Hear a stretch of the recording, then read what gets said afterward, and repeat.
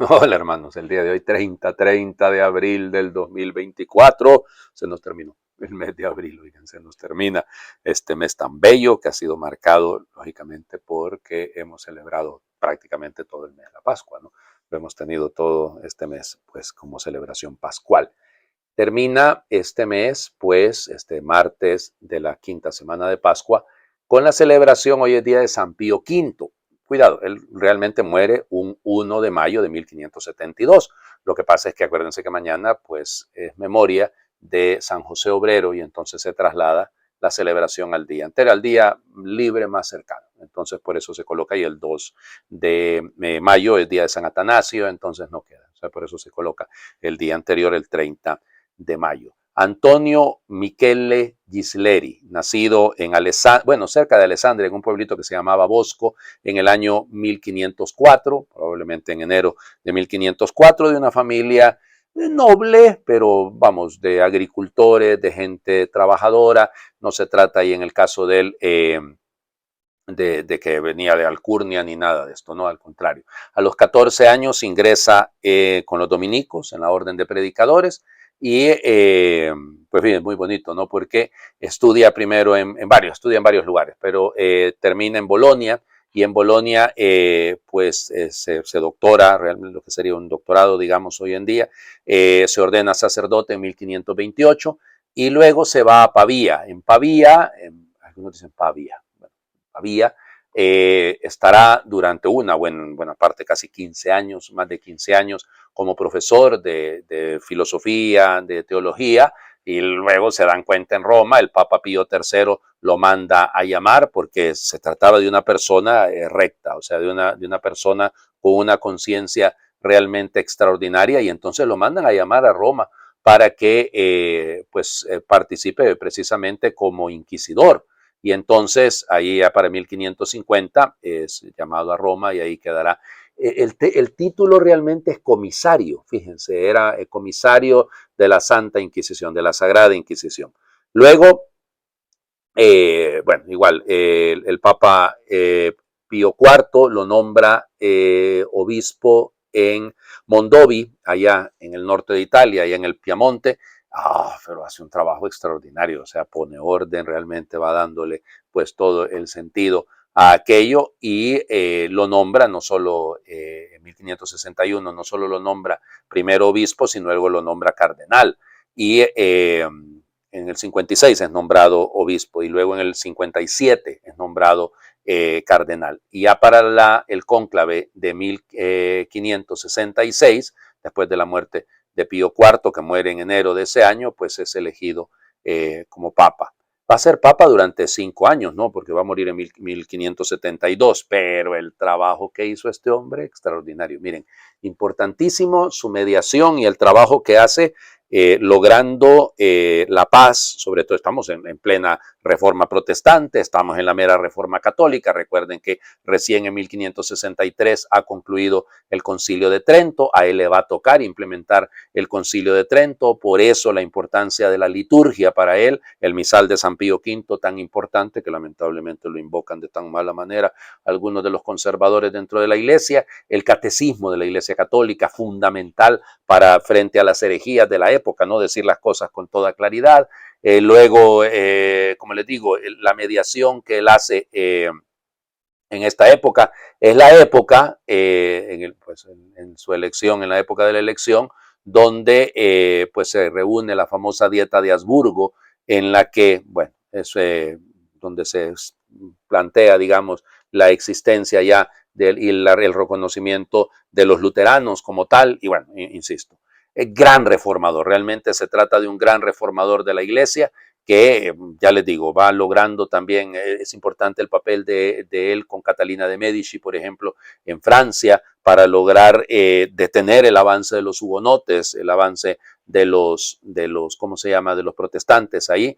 Importante también el trabajo que hace el interno de la curia. Miren, vaya, él era dominico, su hábito era blanco, entonces nunca se quitó el hábito, él quiso seguir utilizando el hábito de los dominicos y por eso ahora el Papa hasta el sol de hoy utiliza un hábito blanco, pero viene de ahí, viene precisamente de San Pío V, ¿no? Bueno, ya les digo, reforma las congregaciones. Él va a ser el que va a dar paso a lo que más adelante será la congregación de propaganda fide, ¿no? Para la evangelización de los pueblos. También reforma la curia en la estructura de los cardenales, en fin, ya les digo, en la ciudad de Roma hace trabajos extraordinarios. Él va a ser el que va a poner adelante lo que va a ser llamémosle, el colegio romano, es decir, el seminario donde se van a formar los futuros sacerdotes. Bueno, en fin, ya les digo, muere, como ya les decía, un 1 de mayo de 1572, fue beatificado 100 años después, en 1672, y fue canonizado en 1712. Importante la manera como él va estructurando la iglesia, todo. Es importante también, acuérdense que le tocó vivir la época de él es el que forma la Liga Santa, que va a ser la que va a detener en Lepanto el avance de los turcos, ¿no? Ahí puso a don Juan de Austria, que era medio hermano de Felipe II de España, y él es el encargado de llevar adelante esa famosa batalla en octubre de bueno, igual, ya les digo, o sea, es todo esto que está detrás de la historia de San Pío V, tan fundamental. Y luego es muy importante, fíjense, aunque no lo quieran ustedes, pero, por ejemplo, le encargó a varios de los pintores de la época que llevaran adelante algunos trabajos también. No termina siendo el mecenazgo de un Julio II, por ejemplo, pero igual, siempre fue un promotor de la ciencia y de las artes. Bueno, vamos adelante. Seguimos pues, leemos este texto tan bello hoy del libro de los Hechos de los Apóstoles. ¿Qué pasa con Pablo y su regreso y con Bernabé a Antioquía? Hechos de los Apóstoles, capítulo 14, versículos del 19 al 28. En aquellos días llegaron a Listra, procedentes de Antioquía y de Iconio, unos judíos que se ganaron a la multitud y apedrearon a Pablo. Lo dieron por muerto y lo arrastraron fuera de la ciudad. Cuando lo rodearon los discípulos, Pablo se levantó y regresó a la ciudad. Pero al día siguiente salió con Bernabé hacia Derbe. Después de predicar el evangelio y de hacer muchos discípulos en aquella ciudad, volvieron a Listra, Iconio y Antioquía. Y ahí animaban a los discípulos y los exhortaban a perseverar en la fe, diciéndoles que hay que pasar por muchas tribulaciones para entrar en el reino de Dios. En cada comunidad designaban presbíteros, con oraciones y ayunos los encomendaban al Señor, en quien habían creído. Atravesaron luego Pisidia y llegaron a Panfilia, predicaron en Perge y llegaron a Atalía. De allí se embarcaron para Antioquía, de donde habían salido, con la gracia de Dios, para la misión que acababan de cumplir. Al llegar reunieron a la comunidad y les contaron lo que había hecho Dios por medio de ellos y cómo les había abierto a los paganos las puertas de la fe. Ahí se quedaron bastante tiempo con los discípulos. Palabra de Dios, te alabamos, Señor. Bueno, Pablo está en Listra, acuérdense que lo que escuchábamos ayer, ¿no? El relajo de que los confunden con dioses y que a él lo consideraban Mercurio y que a Bernabé Zeus y que casi por un poquitín, por un pelín, y les ponen ahí, les hacen un sacrificio de bueyes y todo. Están en Listra. La cosa parece que va bien, pero miren, el libro de los Hechos de los Apóstoles apunta muchísimo a la intervención de los judíos. Son los judíos los que están detrás de todo esto. Entonces ellos empiezan a provocar, ya llegan, gente metiche, ¿verdad? Imagínense ustedes, se vienen desde Antioquía y de Iconio, donde ya había Pablo estado y Bernabé, y llegan a asusar a la gente. Y entonces lo que dice el texto es que, claro, aquí es rápido, ¿no? Se ganaron a la multitud y luego apedrearon a Pablo. Calma, o sea, no es que ocurre una cosa después de la otra, probablemente pasó algo de tiempo, solo que el relato de Lucas va un poquito muerto, ¿no? Y entonces lo nomiso lo dieron por muerto después de que lo apedrearon, ¿ok? Fíjense, es interesante, lo dieron por muerto, o sea, lo apedrean dentro de la ciudad y luego lo sacan fuera de la ciudad. Y es interesante. Ahora, fíjense bien por qué es interesante. Porque el verbo que utiliza aquí Lucas no lo hace, lo hace con propósito, no es que lo hace así. Utiliza el verbo sirein. Sirein es arrastrar, es agarrar y sacar a alguien fuera. Eso es lo que hacía Pablo. ¿Se acuerdan? Cuando leíamos en el libro de los Hechos de los Apóstoles, también 5 capítulos antes, cuando él entraba en las casas de los cristianos y los sacaba. Interesante, ¿no? Porque está viviendo Pablo lo que él hizo. Luego, Quiclós lo rodearon como en un círculo, los matetei, fíjense, interesante, aquí utiliza Lucas, el autor del libro de los Hechos de los Apóstoles, utiliza el término de los discípulos, lo rodearon los discípulos. Pablo se levantó y regresó a la ciudad. No dice que lo levantaron, no dice que lo ayudaron, lo rodearon, eso sí, hicieron un círculo alrededor y en ese círculo estaba la fuerza de la oración que logró que Pablo se levantara, regresó a la ciudad. Pablo parece aquí como superhombre, ¿verdad? O sea, lo acaban de apedrear, lo dan por muerto y el hombre se levanta y vámonos. Y al día siguiente, si no es tonto, no se quedó ahí en Listra, no se quedó en Listra, se va para Derbe y luego empieza, ¿no? Fíjense, cuidado, no va huyendo, sino que lo que va haciendo, según lo que nos dice el texto, es instaurando o confirmando en la fe a los hermanos. Vuelve a pasar, fíjense, vuelve a Listra, de donde habían venido los pícaros que lo habían acusado. Vuelve a Iconio, vuelve a Antioquía, animaban a los discípulos. Este verbo no, ya lo conocemos, ¿no? Porque es ese verbo exhortar tan bello que es el verbo paracaló, es exhortar, es animar. Los exhortaban a perseverar en la fe, les decían hay que mantenerse. Y claro, les decían con toda claridad que hay que pasar por muchas tribulaciones, flipsis, ¿ya? De aflicción, de ahí viene la palabra aflicción. Hay que pasar por mucha tribulación. No ocultan, la verdad es la verdad. Esto de seguir a Cristo tiene sus problemas y tiene sus retos y tiene sus reacciones. Entonces, por eso algunos dicen flipsis, otros dicen flipsis. Es lo mismo. De ahí viene la palabra, como les digo, aflicción. En cada comunidad designaban presbíteros. La estructura ya de la iglesia. Claro, en Timoteo vamos a ver la estructura todavía más desarrollada, ¿no? Pero aquí es clave esto. ¿Cómo lo hacían? Fíjense, lo hacían con oraciones y ayunos, es decir, con los mismos verbos que se utilizaron para decir cuando Pablo y Bernabé fueron elegidos en Antioquía. Son los mismos verbos. Después de orar y ayunar, entonces los eligieron. El Espíritu dijo, sepárenme los que los vamos a mandar a una misión. Es lo mismo. Pues siguen haciendo lo mismo. Oran y ayunan. Y entonces después de esa oración y de ese ayuno, es muy bonito porque el término aquí, nesteion, nesteos, es ayunar, el ayuno, pero el verbo que se utiliza para hablar de oración es todavía más interesante.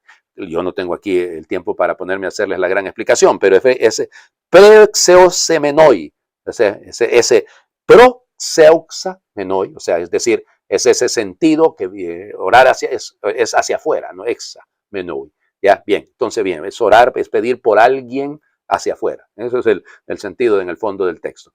Luego atravesan Pisidia, llegan a Panfilia, predican en Perge, llegan a Talía es el puerto, salen a Antioquía y regresan al lugar. Qué bonito esto, ¿no? Es la comunidad que les ha dado el envío y ahora es la comunidad a donde regresan para llevar la noticia de lo que el Señor había hecho. Y se quedaron ahí bastante tiempo, es importante, no es que regresaron y vámonos de nuevo, aquí vamos de vuelta. No, calma, se toman el tiempo. La madurez implica eso en la vida apostólica.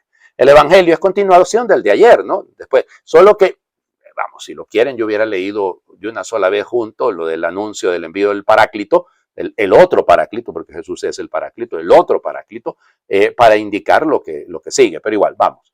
Juan capítulo 14, versículos del 27 al 31. En aquel tiempo Jesús dijo a sus discípulos, la paz les dejo, mi paz les doy. No se la doy como la da el mundo. No pierdan la paz ni se acobarden. Me han oído decir, me voy, pero volveré a su lado. Si me amaran, se alegrarían de que me vaya al Padre, porque el Padre es más que yo. Se los he dicho ahora antes de que suceda, para que cuando suceda, crean. Ya no hablaré muchas cosas con ustedes, porque se acerca el príncipe de este mundo. No es que él tenga poder sobre mí, pero es necesario que el mundo sepa que amo al Padre y que cumplo exactamente lo que el Padre me ha mandado. Palabra del Señor. Gloria a ti, Señor Jesús. Ok. La promesa del envío del Espíritu que nos enseñará y nos recordará. Yo ayer no tuve el tiempo, de verdad se lo digo que es un problema cuando tengo otras cosas que hacer, pero es un verbo muy bello este de les irá recordando. O sea, la función del Espíritu es que somos desmemoriados, oigan. Y entonces se nos olvida fácil las cosas y sobre todo se nos olvida el amor con el que se nos ha amado. Entonces, por eso la necesidad de tener frente a la ausencia física del Maestro, la ausencia física de Jesús, tener la compañía del otro Paráclito. En fin, y luego la paz. Parece que volvemos a Pentecostés, nos volvemos al momento de la resurrección, ¿no? Fíjense, la paz les dejo, mi paz les doy. Mi paz. Mi paz, mou irene. Irene, mi paz. Esto es importante, no es la paz del mundo y por eso lo subraya. No se la doy como la del mundo. Esto es clave. Esto es clave, no es una paz cualquiera, no es el shalom aleichem, no es el saludo de la paz. El Señor está ofreciendo una paz que, fíjense, cierra el tema, porque en el versículo primero de este capítulo 14 habíamos escuchado claramente que Jesús le dice a los apóstoles, no se turbe su corazón. Aquí lo vuelve a repetir, no pierdan la paz ni se acobarden.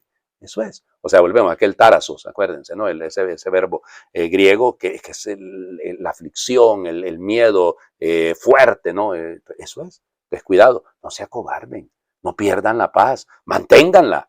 Si me han oído decir, claro, ¿de dónde viene la pérdida de la paz? ¿De dónde viene la pérdida de la tranquilidad? ¿De dónde viene el tarasos?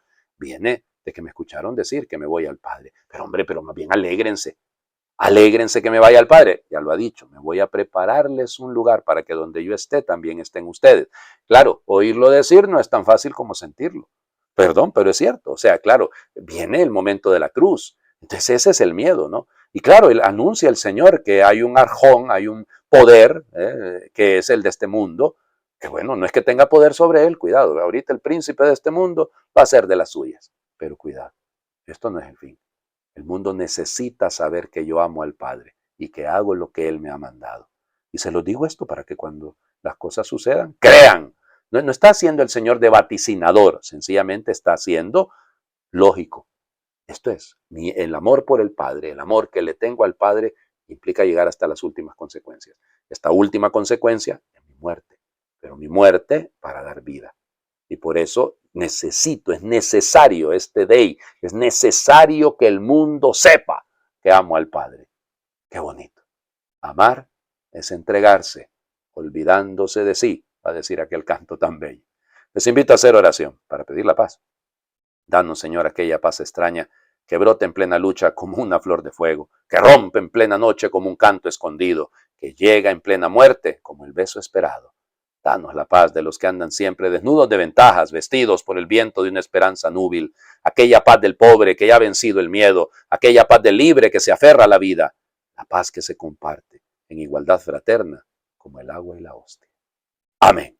Señor esté con ustedes y les bendiga a Dios por intercesión de San Pío V, el que es Padre, Hijo y Espíritu Santo, y su bendición descienda, les acompañe siempre. Pues muy feliz final del mes de abril. Feliz martes para todos. Cristo ha resucitado, verdaderamente ha resucitado.